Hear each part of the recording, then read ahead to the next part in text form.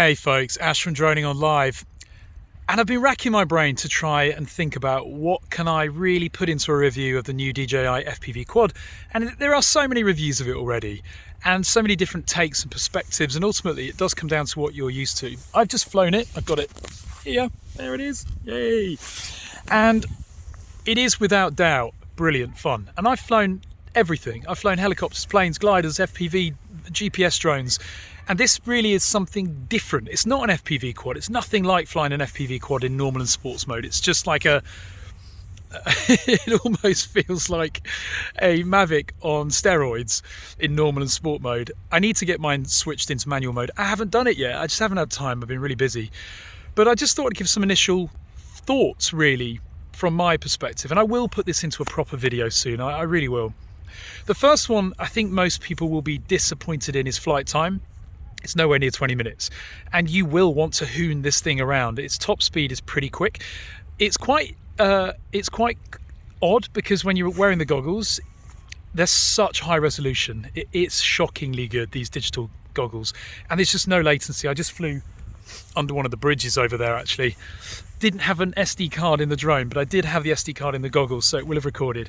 But it's incredible. You don't feel the speed at all. It's kind of like doing over 100 kilometers an hour in a really good sports car. It doesn't feel it, or a really well-made top of the range cruiser. It doesn't feel it, as opposed to doing 100 kilometers an hour in a Ford Fiesta, where you really do feel each and every kilometer of that speed. So yeah, you will be speeding around, not realizing you're speeding around as fast as you actually are, and draining your battery in no time. That's one of the very, very first thoughts that I think most people will have when they fly this. Performance-wise, it's incredible. When you push throttle forward, to ascend, it's shockingly quick and responsive. Nowhere near as responsive as a true FPV quad again, but much more responsive than a Mavic. The PIDs definitely need sorting out. It descends into its prop wash all the time, and you can feel the flight controller struggling to keep control of it. So I think up and coming firmware for it will hopefully make the flight characteristics much, much better. But the average owner of one of these that's never flown FPV and doesn't really fly quads in general or drones won't notice that at all. So that's not a big issue. Besides that, you can get up and running and flying so quickly. The goggles boot up quick. There's no app to worry about, no phone that you need to plug in.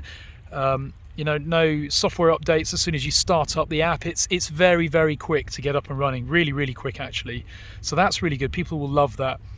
And durability, very good. I've not crashed it. It feels very solid in the air. It does what you expect it to do. It goes where you point it.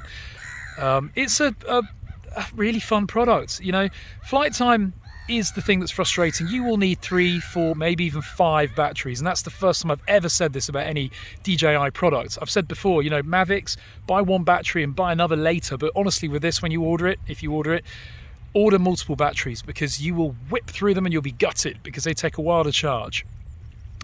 But besides that, great fun, and it does exactly what it says on the tin. It's fast, it's fun, and it's different, and that's why people are buying this. If you're just flying FPV quads normally, and that's what you're expecting from this, then you've not bought this for the right reasons.